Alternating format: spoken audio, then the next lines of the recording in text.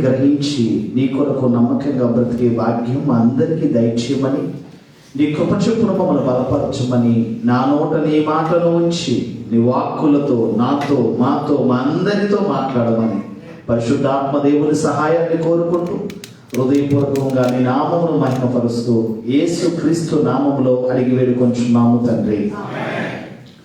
ఈరోజు నేను చెప్పబోయే అంశం ఏంటంటే, ఏర్పరచబడిన వారే రక్షించబడుట దుర్లభమా? ఏర్పరచబడిన వారే రక్షింపబడుట దుర్లభమా అని దాని గురించి ఈరోజు మనం ఆలోచించేద్దాం. మొదటిగా ఏర్పరచబడిన వారు ఎవరో అర్థమవుతే రక్షించబడడం సులభమా దుర్లభమా కష్టమైనదా అనేది మనకు అర్థమవుతుంది. కనుక ఇక్కడ ఏర్పరచబడిన వారే రక్షింపబడుట దుర్లభమా అని దాని గురించి ఆలోచించేద్దాం. మొదటిగా ఏర్పరచబడిన వారు అంటే ఎవరు? అసలు ఏర్పరచబడిన వారే రక్షించబడుట దుర్లభమా అనే అంశంలో ఏర్పరచబడిన వారు ఎవరు అనేది మనం మొట్టమొదటి చూడగలిగితే, పేతురు రాసిన మొదటి పత్రిక, పేతురు గారు తన పత్రికలో మొదటి పత్రిక, పేతురు రాసిన మొదటి పత్రిక 2వ అధ్యాయము 9వ వచనంలో ఏర్పరచబడిన వారు ఎవరు అనేది చాలా చక్కటి వివరణ మరి అపోస్తలుడైన పేతురు గారు మరి పేతురు రాసిన పత్రికలో మనకు కనిపిస్తూ ఉంటుంది. 2వ అధ్యాయం 9వ వచనంలో, అయితే మీరు చీకటిలో నుండి ఆశ్చర్యకరమైన తన వెలుగులోనికి మిమ్మల్ని పిలిచిన వారి గుణాతిశయములు ప్రచురము చేయు నిమిత్తము ఏర్పరచబడిన వంశమును, రాజులైన యాజక సమూహమును, పరిశుద్ధ జనమును, దేవుని సొత్తైన ప్రజలునై ఉన్నారు. ఏర్పరచబడిన వారు ఎవరు? అసలే ఏర్పరచబడిన వారు ఎవరు అని ఆలోచన చేస్తే, ఇక్కడ పేతురు గారు చాలా చక్కటి వివరణతో కూడిన మాటలు 9వ వచనంలో కనిపిస్తూ ఉన్నాయి. అయితే మీరు అంటే మనందరము చీకటిలో నుండి ఆశ్చర్యకరమైన తన వెలుగులోనికి మిమ్మల్ని పిలిచిన వాని గుణాతిశయములను ప్రచురము చేయు నిమిత్తం. మనం ఎక్కడున్నాం?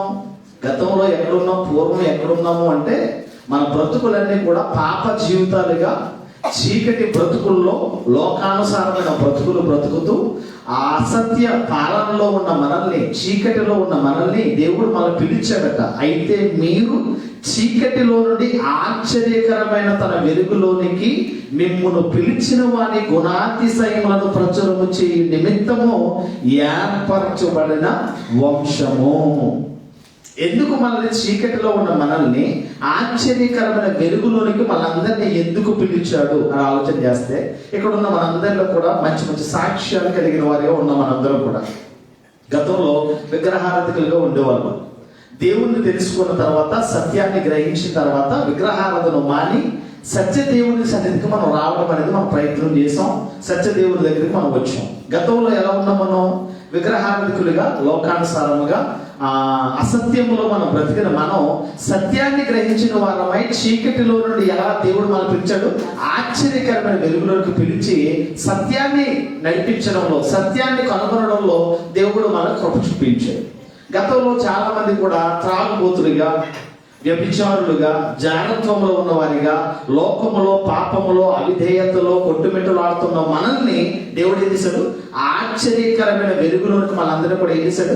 పిలిచాడు. చాలా మంది టెస్ట్ మనీలు మనం వింటే, గతంలో నుండి నేను చాలా దుర్మార్గుండండి, గతంలో నేను అంత ఘోరమైన పాపి ఎవరో లేదండి, గతంలో నేను చాలా నరహంతకుడిగా ఉన్నానండి, దేవుడు నా బ్రతుకును మార్చాడండి. అంటే గతంలో వాడు ఎలా ఉన్నాడు? చీకటిలో బ్రతికాడు. ఆశ్చర్యకరమైన వెలుగులను పిలిచిన తర్వాత తన బ్రతుకు ఏమైంది? వెలుగుమయమైంది. చీకటిలో ఉన్న వాని జీవితం ఏమైంది? వెలుగుమయమైంది. ఇక్కడ జాగ్రత్తగా ఆలోచన చేస్తే ఈ వచనంలో, అయితే మీరు చీకటిలో నుండి ఆశ్చర్యకరమైన తన వెలుగులోనికి మిమ్మల్ని పిలిచిన వాని గుణాతిశయములను ప్రచురము చేయు నిమిత్తము. అయితే మీరు అంటే మనందరము కూడా చీకటిలో ఉన్న మనల్ని ఆశ్చర్యకరమైన వెలుగులోనికి మనల్ని ఎందుకు పిలిచాడంటే, ఆయన గుణాతిశయములను ఏం చేయాలట? ప్రచురము చేయటం. ఆయన గుణాతిశయములను ఏం చేయడానికి? ప్రచురము చేయు నిమిత్తం మనం ఏం చేసుకున్నాడట? ఏర్పాటు చేసుకున్నాడట. అది చూస్తున్నా ఇక్కడ వచనంలో, ఏర్పరచబడిన వంశము, తర్వాత రాజులైన యాజక సమూహమును, పరిశుద్ధ జనమును మనము దేవుని సొత్తైన ప్రజలమై ఉన్నాము.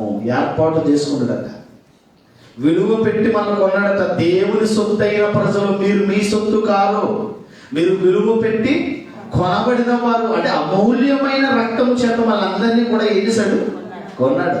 కానీ ఇక్కడ చాలా జాగ్రత్తగా ఆలోచన చేస్తే, ఆశ్చర్యకరమైన వెలుగులోనికి మనం ఎందుకు పిలిచాడు అని ఆలోచన చేస్తే, ఆయన గుణాతిశయములను ఏం చేయట?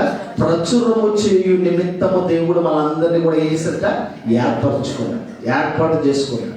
మనందరము దేవుని పిల్లలమేనా? ఈ లోకంలో బ్రతుకుతున్న మానవులందరూ, ప్రపంచ జనాభా 760 కోట్ల మంది దేవుని పిల్లలేనా? ఆ దేవుని పిల్లలే. దేవుని పిల్లలుగా మనం ఎలా పిలువబడుతున్నామని ఆలోచన చేయగలిగితే, యోహాను సువార్త 1వ అధ్యాయంలోకి మనం వెళ్ళగలిగితే, యోహాను సువార్త 1వ అధ్యాయము, యోహాను సువార్త 1వ అధ్యాయము 13వ వచనంలోకి మనం వెళ్ళగలిగితే, యోహాను సువార్త 1వ అధ్యాయం 13-14 వచనంలో, వారు దేవుని వలన పుట్టిన వారే గాని రక్తము వలనైనను, శరీరేచ్ఛ వలనైనను, మనసేచ్ఛ వలనైనను పుట్టిన వారు కారు. ఎవరు? మనం. గర్భఫలము యెహోవా ఇచ్చు బహుమానం అని మనల్ని అందరినీ పిలిచిన దేవుడు, ఏర్పాటు చేసుకున్న దేవుడు, పరిశుద్ధ జనముగా దేవుని సొత్తైన ప్రజలుగా నియమించుకున్న దేవుడు. మనము దేవుని వలన పుట్టిన వారము. ఎలా పుట్టబడ్డ? దేవుని వలన. ఈ వచనం చాలా చాలా ఇంపార్టెంట్. 13వ వచనం, వారు దేవుని వలన పుట్టిన వారే గాని రక్తము వలనైనా, శరీరేచ్ఛ వలనైనా, మనసేచ్ఛ వలనైనా పుట్టిన వారు కాదు. తల్లిదండ్రుల ఆవేశంతో పుట్టిన వాళ్ళం కాదు మనం. తల్లిదండ్రుల కలయికతో పుట్టిన వాళ్ళం కాదు. దేవుని అనాది సంకల్పంలో ఆయన గుణాతిశయములను ప్రచురము చేయు నిమిత్తమై ఏర్పాటు చేయబడిన మనం. దేవుడు తన పిల్లలుగా మనం పుట్టించాడు. అందుకే చాలా జాగ్రత్తగా ఆలోచన చేస్తే, ఈ వచనంలో అంటున్న మాట, ఈ వచనంలో 13వ మాట అంటున్నాడు, వారు దేవుని వలన పుట్టిన వారే. మనందరం ఎలా పుట్టామంట?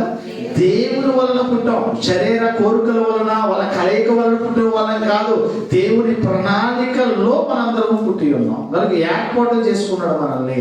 ఎందుకు ఏర్పాటు చేసుకున్నాడంటే, వాడి గుణాతిశయములను ప్రచురము చేయుటకే దేవుడి ఆయుష్కాలాన్ని నీకు నాకు ఈ ఆయుష్కాలాన్ని దేవుడు ఇచ్చినట్లుగా మనం చూస్తూ ఉన్నాం.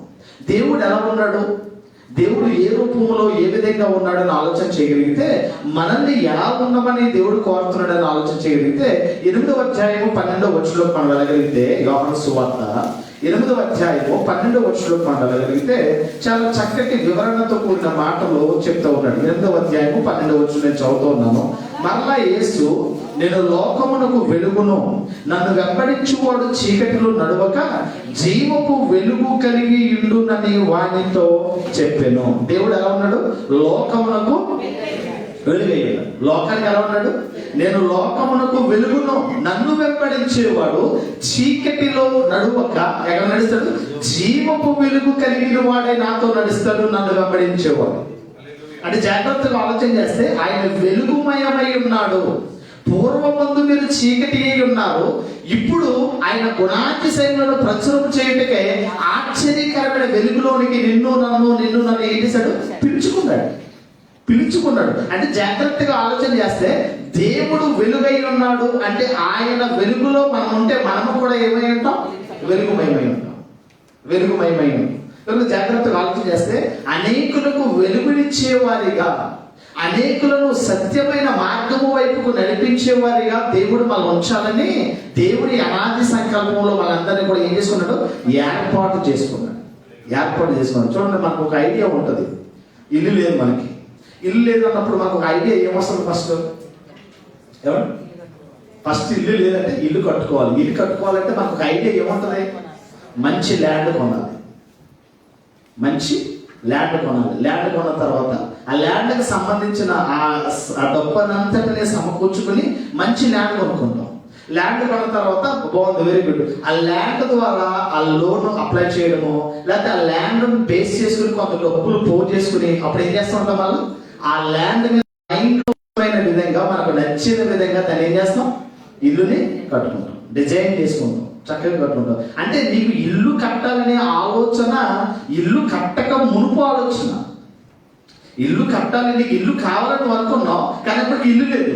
కానీ ఇల్లు నా కోసం పుట్టాలి, ఫలానా ఆమె నా కోసం పుట్టాలి, నా కోసం బ్రతకాలి, నా చిత్తాన్ని నెరవేర్చాలి, నా గుణాతిశయములను ప్రచురము చేయాలి, నా గుణాతిశయములను ప్రచురము చేయుటకే ఎఫెసీయులకు రాసిన పత్రిక 5వ అధ్యాయము 8-9 వచనాలు నేను చదువుతూ ఉన్నాను. ఎఫెసీయులకు రాసిన పత్రిక 5వ అధ్యాయము 8, 9, 10 వచనాల్లో, మీరు పూర్వమందు చీకటి అయి ఉంటేవి, ఇప్పుడైతే ప్రభునందు వెలుగై ఉన్నారు. గతంలో ఎలా ఉన్నాం? చీకటిలో బ్రతుకు, చీకటి బ్రతుకులు. ఏది సత్యమో ఏది అసత్యమో తెలియక, ఏది నిజమో ఏది అబద్ధమో తెలియక అన్నిటినీ నమ్మం, అన్నిటి దగ్గరికి వెళ్ళాం, అన్నిటినీ చేసాం. ఇప్పుడు మీరు పూర్వమంది అయితే మీరు ఎలా ఉన్నారు? చీకటి అయి ఉన్నారు. ఇప్పుడైతే ప్రభువునందు మీరు ఎలా ఉన్నారు? వెలుగుమయమై ఉన్నారు. ఎందుకంటే దేవుడు లోకమునకు నేను లోకానికి వెలుగును అన్నాడు. నా యందు ఎవరు నడుస్తారో వాళ్ళందరూ కూడా ఎలా ఉంటారు? వెలుగుమయమై ఉంటారు, వెలుగులో నడుస్తారు అన్నాడు. ఇక పూర్వమందు మీరు చీకటి అయి ఉన్నారు, ఇప్పుడైతే ప్రభువునందు మీరు ఎలా ఉన్నారు? వెలుగై ఉన్నారు. వెలుగు ఫలము సమస్త విధములైన మంచితనము, నీతి, సత్యము వాటిలో కనబడుచున్నవి. మీరు వెలుగుమయమై ఉంటే, మీరు వెలుగులో, నిజమైన వెలుగులో మీరు నడుస్తూ ఉంటే మీలో ఈ లక్షణాలు కావాలి. వెలుగు ఫలము సమస్త విధములైన మంచితనం. వెలుగు ఫలము సమస్త విధములైన మంచితనము, నీతి, సత్యమును వాటిలో కనబడుతున్నారు. వెలుగుమయములో ఉంటే మీరు మంచితనముగా బ్రతుకుతారు, మంచిగా బ్రతుకుతారు, అనేకులకు మంచివారిగా బ్రతుకుతారు. రెండోది మనం చూస్తే నీతి అంటే ఆయన వాక్యమును, ఆయన ఆజ్ఞలను, ఆయన కట్టడలను గైకొనే వారిగా మీరు బ్రతుకుతారు.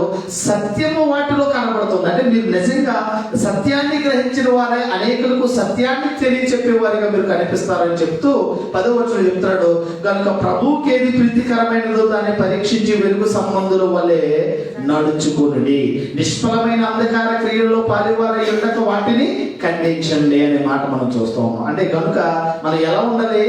దేవుడు లోకమునకు వెలుగై ఉన్నాడు, మనం ఎలా ఉండాలి? వెలుగు సంబంధులుగా బ్రతకాలి. వెలుగు సంబంధులుగా మనం బ్రతికితే మనలో ఉండవలసిన లక్షణాల్లో మంచితనము, నీతి, సత్యమును కలిగిన వారిని మనం బ్రతుకుతాం. ఈ 3 లక్షణాలను కలిగిన వారిగా మనం జీవిస్తామనేది మనకు అర్థమవుతుంది. కనుక దేవుడు కూడా అన్నాడు, మీరు లోకమునకు వెలుగై ఉన్నారు అన్నాడు. మత్తయి సువార్తలో అంటాడు, మీరు లోకానికి ఎలా ఉన్నారు? వెలుగుమయమై ఉన్నారు. మీ వెలుగును సకల జనులకు ప్రకాశింపచేయండి. వెలుగు దీపము, దీపము అనేది ఎక్కడ ఉంటుంది? దీపస్తంభం మీదే ఉండాలి, మంచం కింద కొంచెం కింద పెట్టుకోకూడదు అన్నాడు. దీపాలు అక్కడే ఎందుకున్నాయి? మన పైన ఎందుకున్నాయి? మన కింద ఉండొచ్చు కదా, టేబుల్ కింద ఎట్టొచ్చు కదా దీపం. దీపాలు అక్కడే ఎందుకున్నాయంటే అక్కడ ఉండడం వల్ల అందరికీ కూడా ఏమిస్తుంది?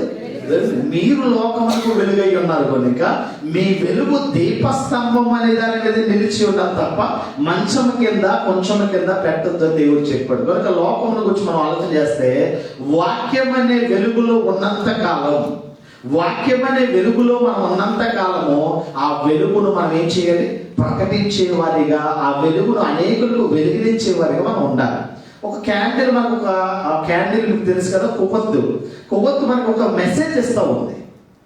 క్యాండిల్ మనకు ఒక మెసేజ్ ఇస్తూ ఉంది. ఏంటి తెలుసా? క్యాండిల్ వెలిగించిన తర్వాత అది మనకి వెలుగునిస్తూ తన జీవితం ఏం చేసుకుంటుంది? ఆర్పేసుకుంటుంది. అలాగే మనము కూడా లోకానికి వెలుగునిచ్చేవారిగా మనం ఉండాలి.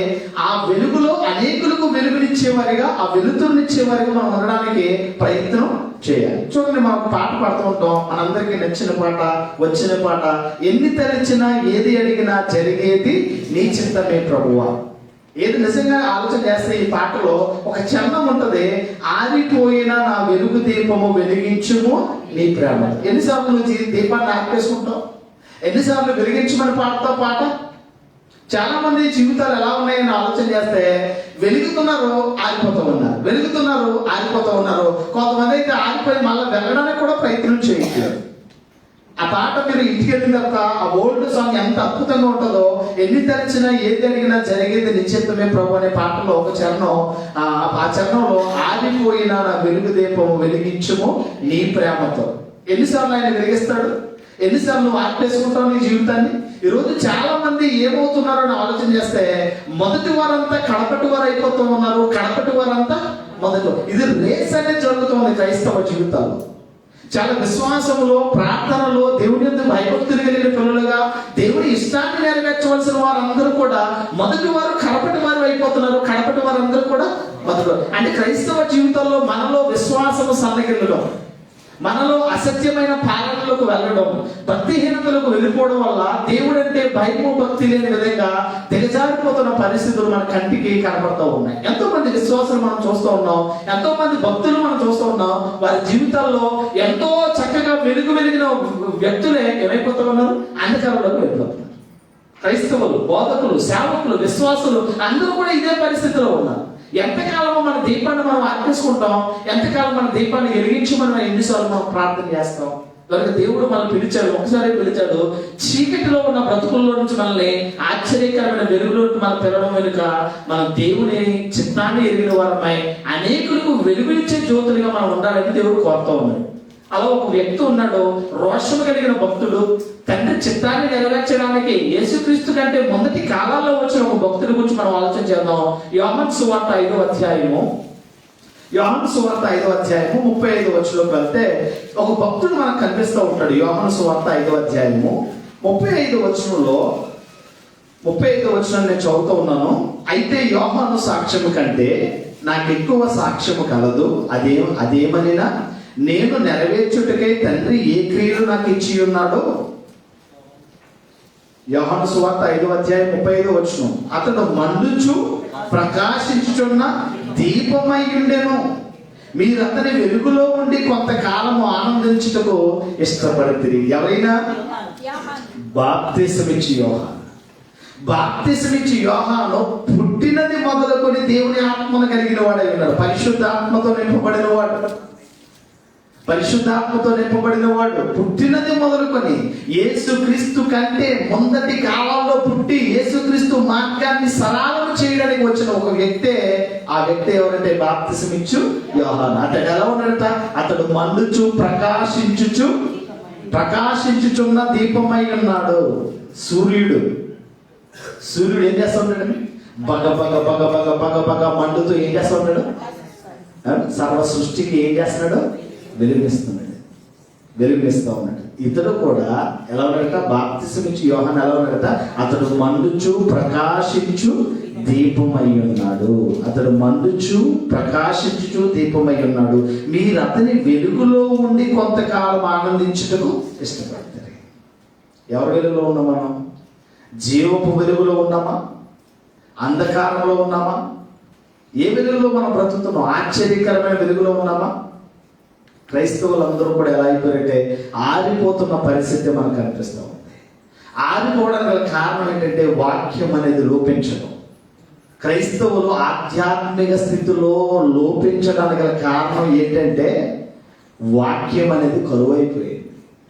వాక్యం అనేది అందట్లేదు. రాత్రి చెప్పాను, ఆక్సిజన్ లెవెల్స్ లాంటిదట ప్రార్థన. ఓటు ఆక్సిజన్ టైప్ అట. ఏది గాలి అందలేదనుకోండి మనిషి ఏమవుతాడు? ఊపిరాడక చచ్చిపోతాడు. అలాగే మనిషి జీవితంలో ప్రార్థన వాక్యం అనేది లేకపోతే ఆధ్యాత్మిక స్థితిలో ఏమైపోతావు? రోగివైపోతావు. ఆధ్యాత్మిక స్థితిలో చచ్చిపోతావు. నువ్వు జీవించుతున్నావు అన్న పేరు మాత్రం ఉన్నది కానీ నువ్వు నా దృష్టిలో అంటే ఎవరు? దేవుని దృష్టిలో నువ్వే ఎటువంటి వాడు? మృతుడవే. క్రైస్తవ జీవితంలో చాలా మంది ఇదే కోవలో ఉన్నారు. కానీ బాప్తిసమిచ్చి యోహాను అయితే అతడు మండుచు ప్రకాశించు దీపమై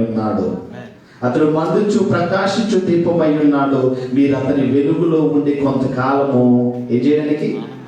ఆనందించుటకు మీరు ఏమయ్యారట? ఇష్టపడుతుంది. దేవుని వాక్యం మన బ్రతుకులకు వెలుగునిచ్చే. కీర్తనలు అంటాడు, నీ వాక్యము నా పాదములకు దీపమును నా త్రోవకు. ఎంత గొప్పదో ఆలోచన చేయని వాక్యం. తేనె కంటే, జుట్టు తేనె దారాల కంటే మధురమైనది అంటాడు. అంటే వాక్యము విలువ అర్థమవుతే వాక్యానికి లోపడదు. వాక్యము విలువ మనకు అర్థం కావాలి. దావీదు ఎందుకు కీర్తనల్లో 119వ కీర్తనలో వాక్యమును గురించి పదే మాట్లాడుతూ, ఇదిగో నీ వాక్యము నా త్రోవకు వెలుగై ఉంది, నా పాదములకు దీపమై ఉంది అనే మాట మనం చూస్తాం. అంటే వాక్యము మనిషిని ఏం చేస్తుంది? వెలిగిస్తుంది. మనిషిని ఏం చేస్తుంది? చిన్నప్పుడు అంటే కిరసనాల బుడ్డీలు ఉండేయండి, కిరసనాల దీపాలు ఉండే. స్కూల్ నుంచి రావడం, బ్యాగ్ ఇక్కడ అడగడం, ఆ సిమ్లీలన్నీ నీట్గా కడగడం, కిరసనాలు లేకపోతే దాంట్లో కిరసనాలు వేయడం, ఒత్తులు కొంచెం పైకెట్టడం, ఇదే పని. ఇంటికి రాగానే పని చేయి అనేవారు. ఈరోజు అవేమి లేవు. దీపమును గురించి మనం ఆలోచన చేస్తే ఈరోజు మన దీపాన్ని సిద్ధెలలో నూనెతో నింపుకునే దీపాలుగా ఉన్నాం ఆధ్యాత్మిక స్థితిలో. బుద్ధిమంతులు బుద్ధిహీనుల గురించి మనం మాట్లాడుతుంటాం. బుద్ధి కలిగిన కన్యకులు, బుద్ధి లేని కన్యకులు, వాళ్ళిద్దరు కూడా 10 మంది రెడీగానే ఉన్నారు. వాళ్ళు ఇద్దరు కూడా పెళ్లి కుమారుని ఎదుర్కోవడానికే వచ్చారు. కానీ ఐదుగురికి ఏముంది? బుద్ధి ఉంది. ఐదుగురికి ఏం లేదు. బుద్ధి అంటే సిద్ధపాటు లేదు. ఐదుగురికి సిద్ధపాటు ఉంది, ఐదుగురికి సిద్ధపాటు. అక్కడికి వెళ్ళిన తర్వాత తీసుకొస్తా. చాలా మంది ఇదే పరిస్థితి. అక్కడికి వెళ్ళిన తర్వాత తీసుకుందా ఎక్కడ టైం ఉంది మనకి అంటారు. ఎక్కడికి వెళ్ళిన తర్వాత సిద్ధెలలో నూనె నింపుకుని సిద్ధెలలో నూనె తెచ్చుకున్నారు ఒక ఐదుగురు అయితే ఏం తెచ్చుకున్నారు అంటే ఇక్కడ జాగ్రత్తగా ఆలోచన చేస్తే క్రైస్తవ జీవితాల్లో మనకి సిద్ధపాటు అనేది చాలా చాలా చాలా సిద్ధపాటు అనేది లేకపోతే క్రైస్తవ జీవితంలో నువ్వు ఎదగలేవు ఆధ్యాత్మికంగా. ఒక చెట్టుని మనం పాతాం అనుకోండి, ఒక చెట్టుని, ఒక పూల మొక్క, ఒక గులాబీ మొక్కను మనం తెచ్చుకున్నాం, చక్కగా అది పుష్పించడానికి ప్రయత్నం చేస్తున్నప్పుడు మనం నీరేసినప్పుడల్లా ఇలా లాగేసి మళ్ళీ ఇలా పెట్టేసి మళ్ళీ లాగేసి మళ్ళీ పెట్టేసాం అనుకోండి, ఆ చెట్టు ఎదిగితే చచ్చి ఊరుకుంటుందా? ఎందుకు నువ్వేం చేయడానికి? తగిన కాలం ముందు దానికి మంచిగా నీరు వేయాలి. ఆ తగిన కాలం ముందు దానికి కావాల్సిన ఎరువులు వేయాలి. ఎరువులు వేసి నువ్వేం చేయాలి?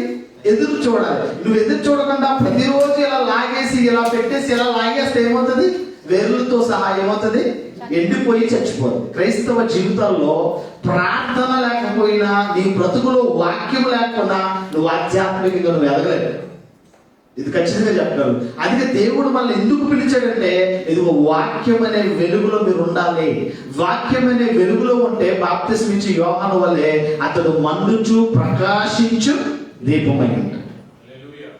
మండుచు ప్రకాశించే దీపముగా మనం ఉండాలంటే వాక్యం అనే వెలుగులో మనం ఏమవ్వాలి?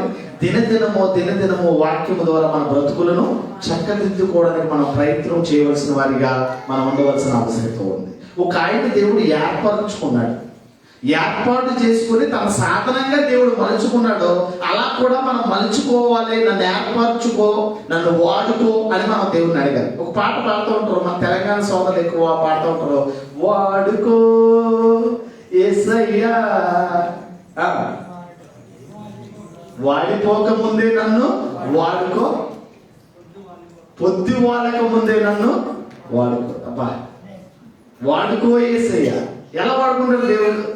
ఎలా వాడుకోవాలంటే మనం ఏం చేయాలి? చూడండి, ఒక మాటను మనం చూద్దాం. ఫిలిప్పీలకు రాసిన పత్రికలో చాలా చక్కటి మాట మనకు అర్థమవుతూ ఉంటుంది. ఫిలిప్పీలకు రాసిన పత్రికలో 2వ అధ్యాయం 14-15 ఫిలిప్పీలకు రాసిన పత్రిక 2వ అధ్యాయము 14-15 చాలా చక్కటి మాట.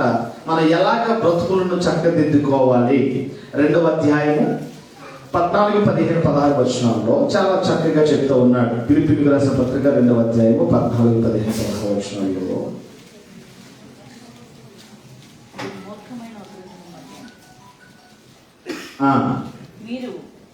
ఎన్ని వచనం? 14 చదువుతూ ఉన్నాం. ఫిలిప్పీలకు రాసిన పత్రిక 2వ అధ్యాయము 14-15 మనం చూద్దాం. జాగ్రత్తగా ఆలోచన చేస్తే మనం ఈ లోకంలో మనం ఎలా ఉన్నాం, మన లోకంలో ఎలా ఉండాలని దేవుడు కోరుతున్నాడో 14-15 అంటాడు, మీరు మూర్ఖమైన వక్రజనము మధ్య నిరపరాధులను, నిష్కల్మషులను, అనింద్యులనై దేవుని కుమారులగునట్లు సనుగులు సంశయములు మాని సమస్త కార్యములను చేయుడి. అట్టి జనము మధ్య మీరు జీవవాక్యమును చేత పట్టుకుని లోకమందు జ్యోతుల వలె కనబడుచున్నారు. అందువలన నేను వ్యర్థముగా పరిగెత్తలేదనియు, నేను పడిన కష్టము నిష్ప్రయోజనము కాలేదనియు క్రీస్తు దినమున నాకు అతిశయ కారణము కలుగును.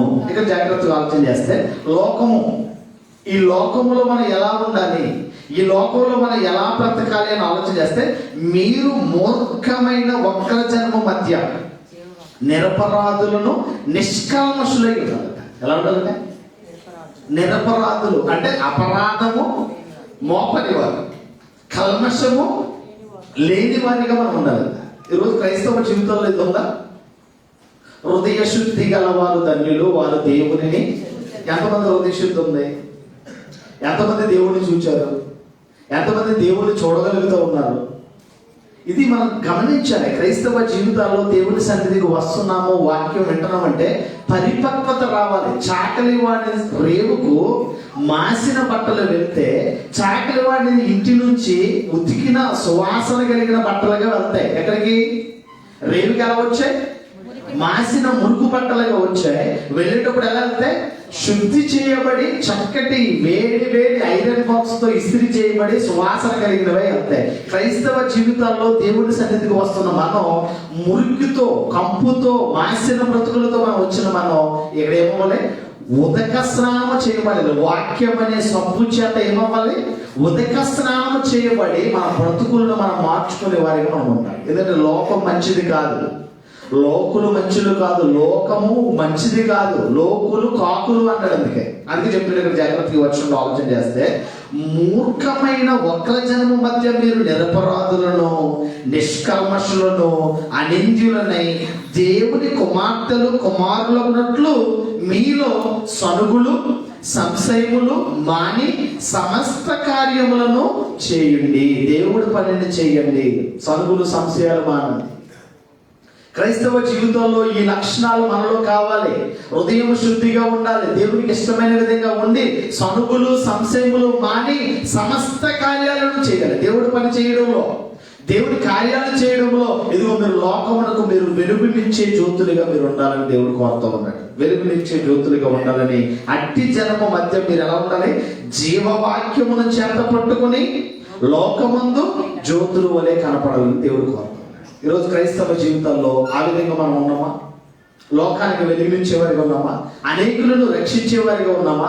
అనేకులకు మన వెలుగును ప్రకాశింపజేసే విధంగా అనేక చీకటి బ్రతుకులకు వెలుగునిచ్చే వారిగా మనం ఉన్నామా? ఇది మనం గ్రహిస్తూ మన బ్రతుకును మనం చక్కదిద్దుకోవాల్సిన అవసరం ఉంది. అటువంటి స్థితిలో ఉన్న వ్యక్తిని దేవుడు ఏర్పరచు చేసుకున్న వ్యక్తి ఎవరైనా ఆలోచన చేస్తే అపోస్తలుల కార్యాలు 9వ అధ్యాయం 15వ వచనంలోకి వెళ్తే, అపోస్తలుల కార్యాలు 9వ అధ్యాయము 15వ వచనం 16వ వచనంలో ఇక్కడ ఒక వ్యక్తి కనబడతా ఉన్నాడు. 15-16 వచనంలో, అందుకు ప్రభు నీవు వెళ్ళుము, అన్యజనుల ఎదుటనో రాజుల ఎదుటనో ఇజ్రాయేలు ఎదుటనో నా నామమును భరించుటకు ఇతడు నేను ఏర్పరచుకున్న సాధనమై ఉన్నాడు. ఇతడు నా నామము కొరకు ఎన్ని శ్రమలు అనుభవించును నేను ఇతనికి చూపుదనని అతనితో చెప్పాను. ఎవరైనా? అపోస్తలుడైన పౌలు గారండి. పౌలు ఎటువంటి వాడంటే సౌలుగా ఉన్నప్పుడు హింసకుడు, దోషకుడు, హానికరుడు, ప్రమాదకరమైన వ్యక్తి, దైవ దూషణ చేసిన వ్యక్తి. సౌలును పౌలుగా మార్చిన తర్వాత తన బ్రతుకులో పరిపక్వత కలిగిన వాడై వచ్చాడు. గతంలో చీకటిలో బ్రతికాడు. చీకటి బ్రతుకులో ఉన్న ఆయన్ని దేవుడు ఆశ్చర్యకరమైన వెలుగులోనికి పిలిచి ఏర్పరచుకున్న వ్యక్తే ఈ గురించి ఇక్కడ చెప్తున్న మాట. అందుకు నీవు వెళ్ళుము, అన్యజనుల ఎదుటను రాజుల ఎదుటను ఇజ్రాయేలు ఎదుటను నా నామమును భరించుటకు ఇతడు నేను ఏర్పరచుకొనిన సాధనం. దేవుడు ఏర్పరచుకోవాలట. నన్ను దేవుని ఏర్పాటులో నువ్వు నేను ఉన్నామా? ఎవరు జాగ్రత్తగా ఆలోచన చేయండి. నా ప్రశ్నను మీ మధ్యలో పెట్టుకోండి. దేవుని ఏర్పాటులో నువ్వు నేను ఉన్నామా? చెప్పండి, నోరు విప్పాలి. ఉన్నారా? నోరు విప్పాలి. ఉన్నారా లేదా? ఉన్నారు కనుకే ఇక్కడ ఉన్నారు. మీరు దేవుని ఏర్పాటులో ఉన్నారు కనుకే మీరు ఇక్కడ ఉన్నారు. మీరు దేవుని వాక్యాన్ని ప్రచురించే జ్యోతులుగా మీరు వెలుగుతున్నారా? ఇది ప్రశ్న. దేవుని ఏర్పాటులో ఉన్నారు, చాలా మంచిదే. దేవుని ఏర్పాటులో ఉన్న మీరు జీవవాక్యాన్ని చేత పట్టుకుని లోకమందు జ్యోతుల వలె వెలుగుతున్నారా? లేకపోతే మీ దీపాలు మీకు ఆరిపోయినట్లుగా ఉన్నాయా? వోల్టేజ్ ప్రాబ్లం వచ్చినప్పుడు లైట్లో చాలా జరుగుతూ ఉంటాయి. Light voltage problem, high voltage ఉందనుకోండి, ఏమవుతుంది? హై వోల్టేజ్ ఎక్కువ వచ్చేసి ఏమవుతుంది? తప్పని పేరుపోతుంది. లో వోల్టేజ్ అనుకోండి, ఏం చెప్పండి? ఎరుగుతుంది, ఎరుగుతూ ఉంటుంది. క్రైస్తవ జీవితం ఎలా ఉంటుంది? తోపుడు బండి అయిపోతుంది. గతంలో ఐస్ క్రీమ్ వాళ్ళు వచ్చాయి, కూరగాయల వాళ్ళు వచ్చాయి, కూరగాయలు ఐస్ క్రీమ్ అని ఆ తోతనే బండి కదులుతుంది, తొయ్యకపోతే ఆగిపోతుంది. క్రైస్తవులు కూడా ఎలా ఉన్నారంటే వెనక నుంచి ఎవడో ఒకటి తొయ్యాలి, ముందుకు వెళ్తారు, మళ్ళీ ఆగుతారు. ఇది సరైన భక్తి కాదు. అందుకే అక్కడ పౌలు తను ఏర్పాటు చేసుకున్నప్పుడు ఇదిగో నా నామము నిమిత్తము శ్రమలు అనుభవించుటకు నేను ఏర్పరచుకున్న నా సాధనం అని. అంటే నిన్ను నన్ను ఏర్పాటు చేసుకోవడంలో దేవుని కొరకు బ్రతకాలని ఏర్పాటు చేసుకున్నాడు. పౌలుని ఏర్పాటు చేసుకున్నాడు. పౌలు పని ఏంటి? పౌలు ఏ విధమైన ఏర్పాటులోకి వచ్చాడు? అపోస్తల కార్యాలు 26వ అధ్యాయంలోకి వెళ్తే పౌలు ఎలాగున్నాడో, ఏ విధంగా తన పరిచర్యను జరిగించాడో, తన పని ఏంటి, అసలు అపోస్తలుడైన పౌలు చేసిన పని ఏంటి, అసలు దేవుడు ఎందుకు ఆయన పిలుచుకున్నాడో 26వ అధ్యాయం 16వ వచనంలోకి వెళ్తే చాలా చక్కగా పౌలుని ఏర్పాటు చేసుకోవడంలో పౌలు చేసిన పని ఏంటి, అపోస్తలుడైన పౌలు గారు చేసిన పని ఏంటో 26వ అధ్యాయము ఏమండి 16, 17, 18 వచనాలండి. 16, 17, 18 వచనంలో 26వ అధ్యాయము 16, 17, 18 వచనంలో నీవు నన్ను చూచి ఉన్న సంగతులను నేను నీకు ఇదంతా మనం జాగ్రత్తగా చదివితే ఇక్కడ చీకటి వారు ఎండింగ్ చదువుతున్నాం. 18వ అధ్యాయం ఎండింగ్ లో వారు చీకటిలో నుండి వెలుగులోనికి, సాతాను అధికారంలో నుండి దేవుని వైపుకు తిరిగి నాయందరి విశ్వాసము చేత పాపక్షమాపణ పరిశుద్ధపరచబడిన వారి స్వాస్థ్యమును పొందినట్లు వారి కన్నులు తెరువుటకై నేను నిన్ను వారి యొద్దకు పంపి ఉన్నానని చెప్పెను. ఇక్కడ మనందరినీ కూడా దేవుని యొద్దకు పంపడం వెనుక, మనందరము దేవుని సన్నిధికి రావడం వెనుక దేవునికి ఉన్న ముఖ్య ఉద్దేశం ఏంటంటే వారు చీకటిలో నుండి వెలుగులోనికి రావాలి, సాతాను అధికారంలో నుండి దేవుని యొద్దకు రావాలి, నాయందరి విశ్వాసము చేత పాపక్షమాపణ పొందాలి, వారి కన్నులు తెరువుటకై నేను నిన్ను వారి యొద్దకు పంపి. ఈరోజు నేను అడుగుతున్నాను, మీరు రక్షించబడిన మీరు ఎంత మందిని మీరు రక్షించారు? దేవుని సన్నిధికి వెళ్తున్నాం, దేవుని వాక్యాన్ని వింటున్నాం, ప్రార్థన చేస్తూ ఉన్నాం, కానుకలు ఇస్తూ ఉన్నాం, అన్ని పనుల్లో ముందుంటున్నాం. Very good.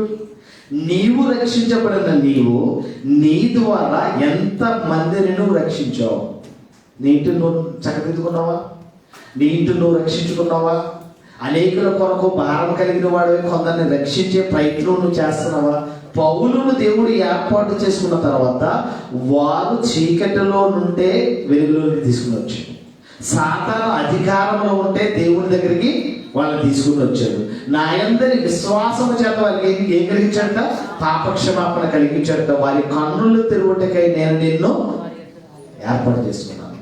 అంటే ఇక్కడ జాగ్రత్తగా ఆలోచన చేస్తే నువ్వు రక్షించబడమే కాదు, అనేకల రక్షణార్థమై ఉండాలి.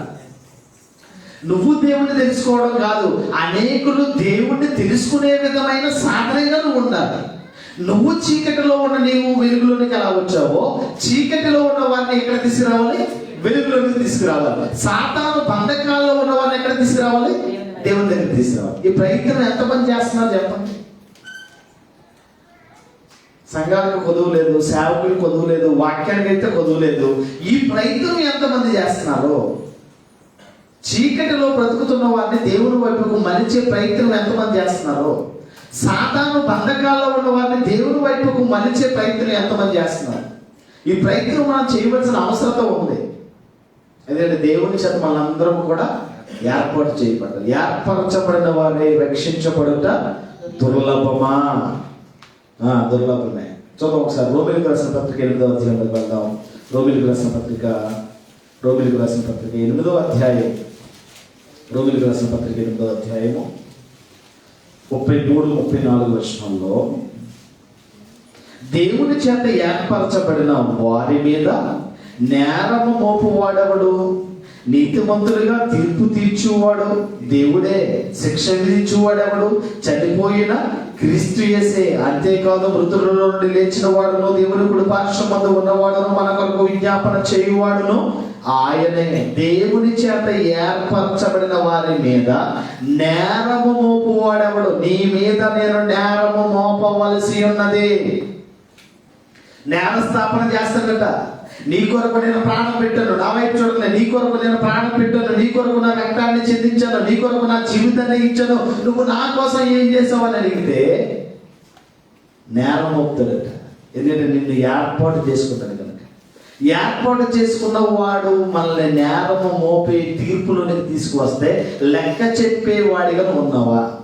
నా ప్రియమైన సహోదరి సహోదరులారా, దేవుడు తీర్పులోకి తీసుకొస్తాడంట. అది చెప్పినప్పుడు చాలా జాగ్రత్తగా ఆలోచన చేస్తే, దేవుని చేత ఏర్పరచబడిన వారి మీద, అంటే మన మీద, సంఘము మీద, క్రీస్తు రక్తము ద్వారా కడగబడిన మన మీద నేరము మోపువాడెవడు? నీతిమంతునిగా తీర్పు తీర్చువాడు దేవుడే. శిక్ష విధించువాడెవడు? చనిపోయిన క్రీస్తు యేసే. అంటే యేసుక్రీస్తు మొదటి రాకడ ఎలా ఉందంటే గొర్రెలాగా వచ్చాడంటే, ఇదిగో లోక పాపములను మోసుకుని పోవు దేవుని గొర్రె పిల్ల. రెండోసారి ఎలా వస్తున్నాడు తెలుసా? యూదా గోత్రపు సింహమై వస్తున్నాడు. అప్పుడు రక్షించడానికి విధేయత కలిగిన వాడు వచ్చాడు. ఇప్పుడు తీర్పు తీర్చడానికి, శిక్షించడానికి వస్తా ఉన్నాడు. శిక్షకుడిగా వస్తూ ఉన్నాడు. రక్షకుడే శిక్షకుడిగా వస్తున్నాడు. అంటే జాగ్రత్తగా ఆలోచన చేస్తే, ఆయన ఈ రోజు మనల్ని రక్షించడం వెనుక తన ప్రాణాన్ని పెట్టిన ఆయనే మనకి ఏం చేస్తాడు? తీర్పు తీర్చి శిక్షకు తీసుకువెళ్ళే రైట్స్ ఆయనకే ఉన్నాయి. శిక్ష విధించువాడెవడు?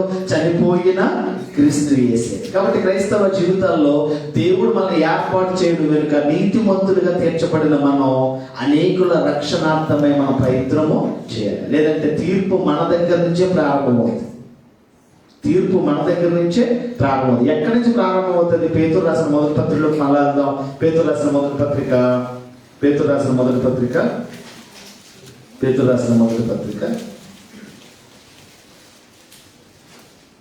4వ అధ్యాయము, పేతురు రాసిన మొదటి పత్రిక 4వ అధ్యాయము 16, 17, 18, 19 వచనంలో, 4వ అధ్యాయము 16, 17, 18. ఎవడైనా క్రైస్తవుడైనందుకు బాధను అనుభవించిన ఎడల అతను సిగ్గుపడక పేరును బట్టియే దేవుని మహిమపరచాలి. క్రైస్తవుడు అంటే బాధలు వస్తాయి, క్రైస్తవుడైతే శ్రమలు వస్తాయి. దేవుని నమ్మకమ్మని బాధలు పోతాయనే బ్యాచ్ కాదు మేము. ఇక్కడ పౌలు గారు, పేతురు గారు చెప్తున్న మాట ఏంటంటే, ఏం చెప్తున్నాడు? ఎవడైనాను క్రైస్తవుడైనందుకు బాధ అనుభవించిన ఎడల, అది ఏ బాధ అయినా అవ్వచ్చు, అది ఆర్థిక, మానసిక, శారీరక, ఆత్మీయ, ఏ బాధ అయినా అవ్వచ్చు. బాధను అనుభవించిన ఎడల అతను ఆ పేరును బట్టి దేవుని మహిమపరచవలెను.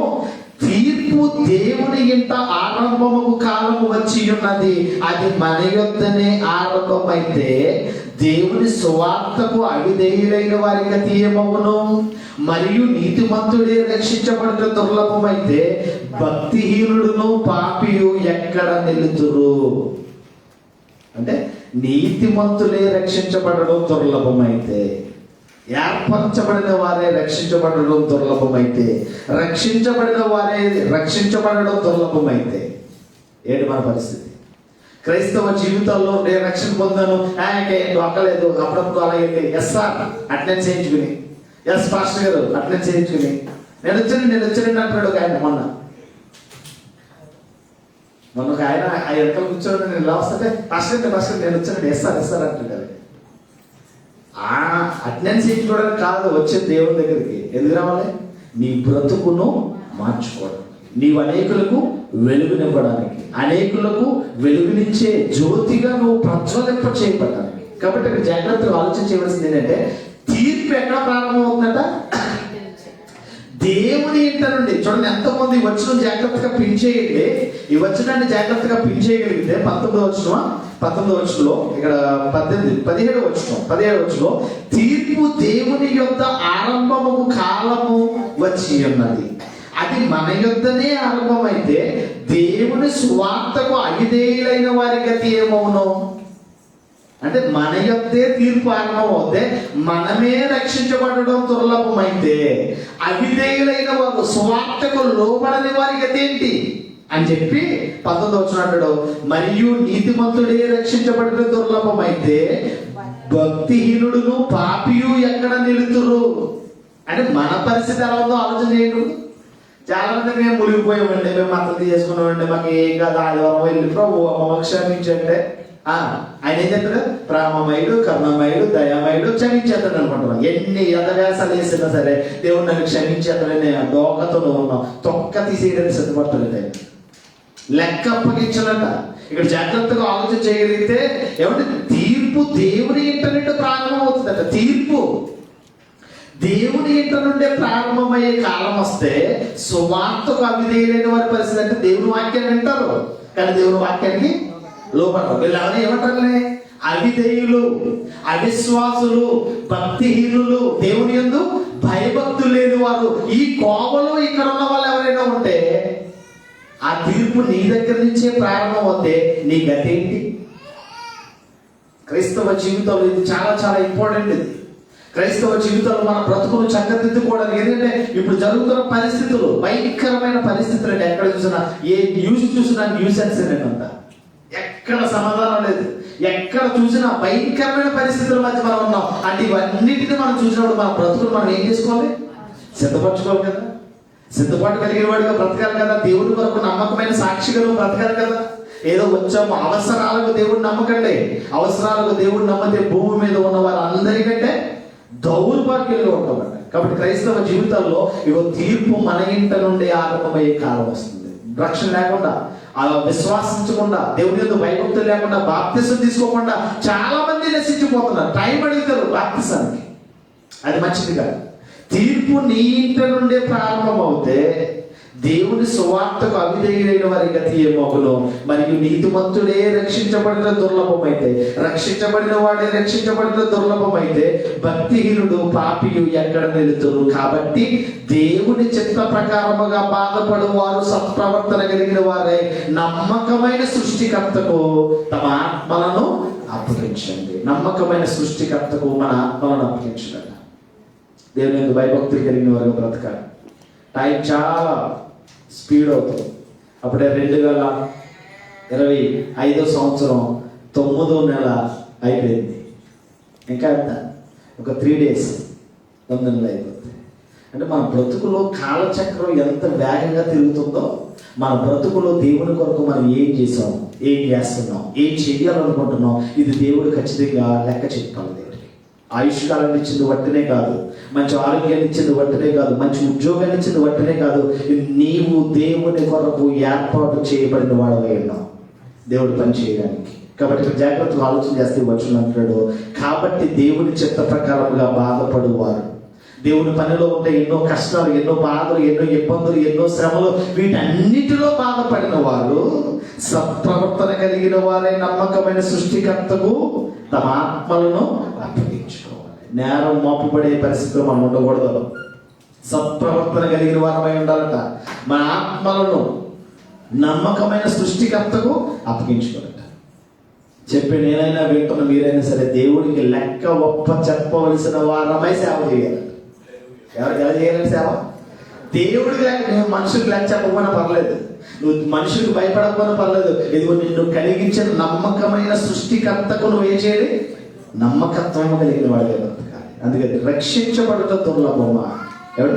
ఏర్పరచబడిన వారే రక్షించబడుట దుర్లభమా? కష్టమైంది. తీర్పు మన ఇంటి నుండి ప్రారంభమవుతే మన పరిస్థితి ఏంటో ఆలోచన చేయండి. ఇప్పటికే అవిశ్వాసం, భక్తిహీనత. ఇక్కడ ఉన్న వాళ్ళు అందరూ పరిశుద్ధులని నేను చెప్పను, అందరూ విశ్వాసాలని నేను డిక్లేర్ చేయలేదు. ఎందుకంటే వాని క్రియలను బట్టి ఆయన ఏం చేస్తాడు? ప్రతిఫలం ఇస్తాడు. చెప్పే నేనైనా వింటున్నా మీరైనా సరే దేవుడి కొరకు నమ్మకమైన సాక్షులుగా ఉన్నామా? ఏర్పాటులో ఉన్నావా? ఏర్పరచబడ్డావా? రక్షించబడతావు. ఏర్పరచబడిన వారే రక్షించబడిన దుర్లభం అని అంటే ఇగో భక్తిహీనత ఉంది, అవిశ్వాసం ఉంది, అవసరాలకు దేవుడు నమ్ముతున్నారు, ఆపదలు వస్తేనే దేవుడు గుర్తొస్తున్నాడు, శ్రమలు వస్తేనే దేవుడు గుర్తొస్తున్నాడు. ఈ కోమలో ఉంటే ఇగో నువ్వు నిన్ను రక్షించుకోవడం చాలా కష్టం, చాలా కష్టం. కాబట్టి దైవ భక్తి కలిగిన వారిని మనం బ్రతకవలసిన అవసరత ఉన్నట్టుగా మనకు అనిపిస్తూ ఉంది. చివరికి ఒక మాటను మనం చూసుకుందాం. చివరికి ఒక మాటను చూద్దాం. కొలస్సీయులకు రాసిన పత్రిక 3వ అధ్యాయము. కొలస్సీయులకు రాసిన పత్రిక 3వ అధ్యాయము. కొలస్సీయులకు రాసిన పత్రిక 3వ అధ్యాయము 12, 13, 14, 15, 16, 17 వర్షంలో కాగా దేవుని చేత ఏర్పరచబడిన వారును పరిశుద్ధులను ప్రియులైన వారికి తగినట్లుగా మీరు జాలిగల మనస్సును, దయాలత్వమును, వినయమును, సాత్వికమును, దీర్ఘశాంతమును ధరించుకొనుడి. అబ్బా, ఇవి ఉన్నాయి కదా, ఈ లక్షణాలు ఉన్నాయా సహోదరుడా, సహోదరి? ఇగో దేవుని చేత ఏర్పాటు చేయబడిన వారును. ఎలాగ మనందరం కూడా ఎవరి చేత ఏర్పాటు చేయబడ్డాం? దేవుని చేత ఏర్పాటు చేయబడిన వారమును పరిశుద్ధులను ప్రియులైన వారికి తగినట్లుగా మీరు జాలిగల మనసును, దయాలత్వమును, వినయమును, సాత్వికమును, దీర్ఘశాంతమును ధరించుకునుడి. ఎవడైనా తనకు హాని చేసినని ఒకరినొకడు అనుకుని ఎడల ఒకరినొకడు సహించుతూ ఒకరినొకడు క్షమించుతూ ప్రభు మిమ్మల్ని క్షమించులాగున మీరు కూడా క్షమించుడి. వీటన్నిటిపైన పరిపూర్ణతకు అనుబంధమైన ప్రేమను ధరించుకోండి. ఈ లక్షణాలు మనలో ఉన్నాయా? ఆలోచన చేయండి. ఈరోజు ఈ లక్షణాలు మనలో ఉన్నాయా? దేవుడి చేత ఏర్పరచు చేయబడిన వాళ్ళు, కృతజ్ఞత కలిగి సమస్తమును కలిగించిన దేవునికి మహిమ కలిగే విధంగా వాక్యాన్ని ఎరిగిన వారమై వాక్యము క్రీస్తు వాక్యము మనలో సమృద్ధిగా ఉండే విధంగా మనం బ్రతుకుతున్నామా? మన బ్రతుకులు అలా ఉన్నాయా? మన భక్తి జీవితాల్లో దేవునికి ఇష్టంగా మనం బ్రతుకుతున్నామో లేదో మనం ఈరోజు మనం గమనించుకోవాల్సిన అవసరం ఉంది. ఎందుకంటే మనము దేవుని చేత ఏర్పాటు చేయబడిన వారు, పరిశుద్ధులు, ప్రియులైన వారికి తగినట్లుగా జాలిగల మనసు, దయాలత్వము, వినయము, సాత్వికము, దీర్ఘశాంతము ఏం చేయలేట ధరించుకోవాలటండి. 17వ వచనంలో మరియు మాట చేత గాని క్రియ చేత గాని మీరు ఏమి చేసినా ప్రభు అయిన యేసు ద్వారా తండ్రి అయిన దేవునికి కృతజ్ఞతాస్తుతులు చెల్లిస్తూ సమస్తము ఆయన పేరట దేవుని నామానికి మహిమ రావాలి. ఆయన హెచ్చవలసి ఉన్నది, నేను తగ్గవలసిన వారిని. సమస్త మహిమకు అర్హుడైన దేవుడి నామమే మహిమపరచబడాలి. ఇక్కడ పాటలు పాడుతున్నా, వాక్యం చదువుతున్నా, వాక్యం చెప్తున్నా, సాక్ష్యాలు చెప్తున్నా, ఏ విధంగా అయినా సరే దేవుని నామం మహిమపరచబడాలి. సమస్తమునకు ఆయనే అర్హుడై ఉండాలి. సమస్తానికి ఆయన అర్హుడై ఉండాలి, మహిమకు అర్హుడిగా ఉండాలి. అందుకే చెప్తున్నా 17వ వచనం ఎండింగ్ లో అంటాడు, తండ్రి అయిన దేవునికి కృతజ్ఞతాస్తుతులు చెల్లిస్తూ సమస్తమును ఆయన పేరట దేవుని చేత ఏర్పాటు చేయబడిన మనం, ఏర్పరచబడిన వారి రక్షించబడితో దుర్లభమా? ఈరోజు ఉన్న మొదటి పరిస్థితి, ఆ మొదటున్న భక్తి, మొదటున్న విశ్వాసం, మొదటున్న ఆసక్తి ఈరోజు మనలో ఉందో లేదో మనం తెలుసుకోవాలి. ఈరోజు ఒకసారి దేవుని సన్నిధిలో పూజాడదాం. ప్రతి ఒక్కరు కూడా లేచి నిలబడదాం. కొద్ది నిమిషాలు ఆత్మ విమర్శ చేద్దాం. ఇగో దేవుడు 9 దినాల్లో నీ మీద ఎన్నో ఆశలు పెట్టుకొని దేవుడు నీ కొరకు తన ప్రాణాన్ని పెట్టేశాడు. నువ్వేం చేసావు? విశ్వాసములో ఆ బాప్తిసం పొందిన 9 దినాల్లో ఉన్న విశ్వాసం, ఆ ఆసక్తి, ఆ భయము, ఆ భక్తి నీలో ఉందా? ఇగో రక్షించబడిన వారే, ఏర్పరచుకున్న వారే రక్షించబడిన దుర్లభమా అంటారు. ఏమో మొదటి వారు కడపటి వారు అయిపోతారేమో, కడపటి వారు మొదటి వారు అయిపోతారేమో. నీ పరిస్థితి ఎలా ఉంది? ఒకసారి ప్రియమైన సహోదరుడా, నా ప్రియమైన అన్నయ్య, తమ్ముడు, నా ప్రియమైన అమ్మ, చెల్లి, ఒకసారి నీ బ్రతుకును ఒకసారి చక్కదిద్దుకో. ఏర్పాటు చేయబడిన వారిని రక్షించబడిన దుర్లభం అయితే, నీ ఇంట నుండే ఆ తీర్పు ఆరంభం అయితే ఏంటి? అవిశ్వాస పరిస్థితి ఏంటి? భక్తిహీనుల పరిస్థితి ఏంటి? దేవుడు నమ్మలేని వారి పరిస్థితి ఏంటి? ఏవో తీర్పు తీర్చువాడు దేవుడేనట. ఒకప్పుడు ప్రాణం పెట్టి నిన్ను రక్షించిన వాడే ఏదో నిన్ను శిక్షించడానికి, నీ ఆత్మను నరకానికి పంపడానికి సిద్ధపడుతున్నవాడు ఆయనే. కాబట్టి నీ బ్రతకలవదు ఒకసారి మార్చుకో. ఒకసారి నీ బ్రతుకును చక్కదిద్దుకోవడానికి ప్రయత్నం చేయి. ఒకసారి దేవుడి సన్నిధిలో కూర్చోండి. దేవుడి సన్నిధిలో నీ బ్రతుకుని చక్కదిద్దు ప్రభు. ఆ ముందున్న పరిస్థితి నాకు కావాలి, ఆ ముందున్న భక్తి నాకు కావాలి, ఆ ముందున్న విశ్వాసం నాకు కావాలి, ఆ ముందున్న భయభక్తులు నాకు కావాలి. నాలో ఉన్న లోపాలను సరిదిద్దు. నాలో ఏ మంచి లేదని నేను ఎరుగుతున్నాను, నాకు తెలుసు. నాలో ఏ మంచి లేదు. లోకములో, పాపములో, అవిధేయతలో, శరీర కార్యాలలోనే లోకంలో బ్రతుకుతున్నాను. అయ్యా, నా బ్రతుకులు చక్కదిద్దు. ఒకసారి నీ కొరకు నమ్మకంగా బ్రతకాలని ఆశపడుతూ ఉన్నాను. నా బ్రతుకులు చక్కదిద్దుమని దేవుని సన్నిధిలో, ఆయన సన్నిధిలో ఆయన భోజనాడదాం. ప్రతి ఒక్కరు కూడా మౌనంగా ఉండదు. ప్రతి ఒక్కరు కూడా దేవుని సన్నిధిలో భోజనాడదాం. దేవుని సన్నిధిలో నీ కొరకు నమ్మకంగా బ్రతకాలి, నీ కొరకు నమ్మకంగా బ్రతికే భాగ్యం దయచేయమని దేవుని సన్నిధిలో భోజనాడదాం.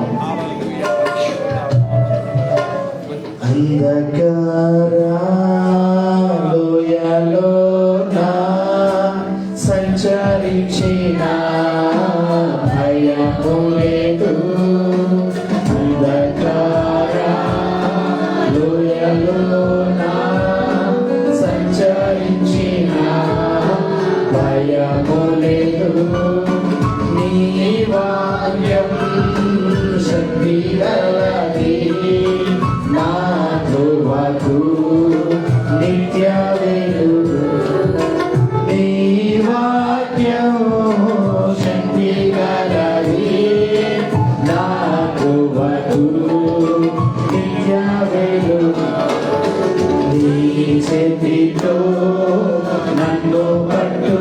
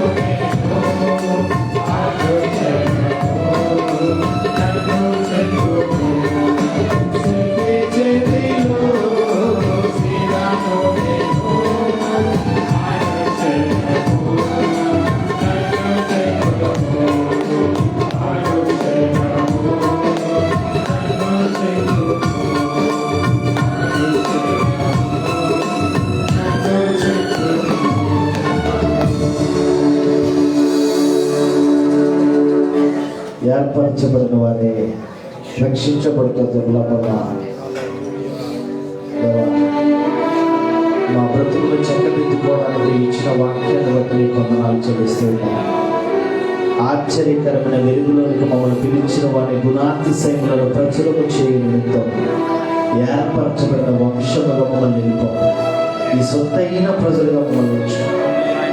వాక్యము విని విడిచిపెట్టు వారిగా మేము ఉండక అనేకులకు వెలుగునిచ్చి వారిగా, మీరు లోకమునకు వెలుగై ఉన్నారు, మీరు లోకమునకు ఉప్పై ఉన్నారు.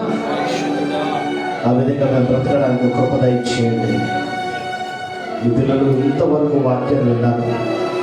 మీ కృప చదువు బిడ్డలు బలపరిచి నీ కొరకు నమ్మకంగా బ్రతికి నీ చిత్తాన్ని ఎరిగిన వారే నువ్వు చేసిన శిలువ త్యాగము వ్యర్థము కాక, ప్రభునందు మీ ప్రయాస వ్యర్థము కాదని ఎరిగిన వారే, స్థిరులను కదలని వారే, దేవుని ప్రేమ యందు వేరు బారి స్థిరపడే విధంగా వీళ్ళందరినీ స్థిరపరచమని సన్నిధిలో ప్రార్థన చేస్తూ ఉన్నాం. ఈ వాక్యము వెల్లడయ్యింది.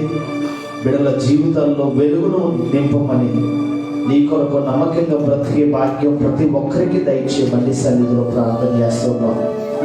అయ్యా, వింతపడిన వాక్యము మంచి నేలను పడిన విధముగా నాలో మాలో సంఘం అంతటిలో ఫలించి 30ంతులుగా 60ంతులుగా 100ంతులుగా ఫలించే భాగ్యం ప్రతి ఒక్కరికి దయచేయమని, ఏర్పరచబడిన వారిగా నీ చిత్తాన్ని ఎరిగి నీ గుణాతిశయములను ప్రచురము చేసే పిల్లలుగా బిడ్డలను స్థిరపరచమని, నీ ఆత్మతో బలపరిచి నీ కొరకు సాధనాలుగా మలచమని నీ సన్నిధిలో ప్రార్థన చేస్తూ ఉన్నాం. ముఖ్యంగా ఆయన సహోదరులు గంగాధర్ గారు మన ఈ నెల 22వ తారీఖున ఇండియా ప్రయాణం వెళ్తూ ఉన్నారు. అయ్యా, మరి 2వ తారీఖున ప్రయాణం వెళుతుండగా క్షేమకరమైన వాతావరణంలో గంగాధర్ని క్షేమంగా తీసుకుని వెళ్ళమని సన్నిధిలో ప్రార్థన చేస్తున్నాం. మా ప్రియ సహోదరులు యేసు అనారోగ్యంతో హాస్పిటల్లో ఉన్నాడు. అయ్యా, పరిపూర్ణమైన ఆరోగ్యాన్ని దయచేయండి. నీ కృపలో నీ కుమారుడిని బలపరచమని సన్నిధిలో ప్రార్థన చేస్తున్నాం. చాలా మంది సహోదరులు వైరల్ ఫీవర్స్ ద్వారా, అనారోగ్యాలతో, జ్వరాలతో బాధపడుతూ ఉండగా దయగలిగిన తండ్రి స్వస్థపరచగలిగిన మా ప్రభువా, యేసు క్రీస్తు నామము ద్వారా పరిపూర్ణమైన స్వస్థత కలుగునుగాక, విడుదల కలుగునుగాక, విమోచన దయచేయునుగాక ఈ సన్నిధిలో ప్రార్థన చేస్తున్నాం. బలహీనులను బలపరచండి, అశక్తిహీనులకు శక్తిని దయచేయండి. రక్షణ లేకుండా పాపములో, లోకములో, అవిధేయతలో ఉన్న వారికి యేసు క్రీస్తు నామము ద్వారా సంపూర్ణ రక్షణ కలుగునుగాక. నామము బట్టి పలుకుతుండగా రక్షణ ఆనందాన్ని బిడ్డలకు దయచేయండి. ఈ కొరకు నమ్మకంగా బ్రతుకు భాగ్య బిడ్డలందరికీ దయచేయమని, ముఖ్యంగా నూతనంగా వచ్చిన ప్రియ సహోదరులు యాకోబు, సురేష్, నితిన్, వినయ్, జోష్ కొరకు ప్రార్థన చేస్తున్నాం. అయ్యా, బిడ్డలందరినీ స్థిరపరచండి. ఆధ్యాత్మిక బిడ్డలు బలపరిచి నీ యందు భయభక్తులు కలిగిన వారిగా వర్తిల్లడానికి కృప దయచేయమని, వారు చేస్తున్న ఉద్యోగాలు, వారికి ఇచ్చిన కుటుంబాలను దీవించి ఆశీర్వదించమని, బిడ్డలందరూ తిరిగి వెళుతుండగా క్షేమకరమైన వాతావరణంలో గమ్య మార్గాలు చేర్చి నీ కొరకు నమ్మకంగా బ్రతుకు భాగ్యం బిడ్డలందరికీ దయచేసి పరలోక సంబంధమైన దీవెనలతో ప్రతి బిడ్డను దీవించి, బిడ్డలుకున్న ప్రతి అక్కర క్రీస్తేసు మహదైశ్వర్యము ద్వారా తీర్చబడునుగా పలుకుతూ బిడ్డలందరినీ శాంతి, సమాధానము, సంతోషంతో నేను గృహాలకు చేర్చమని మా ప్రభువు మా రక్షకుడైన యేసు క్రీస్తు నామములో అడిగి వేడుకొచ్చున్నాము తండ్రి. మన తండ్రి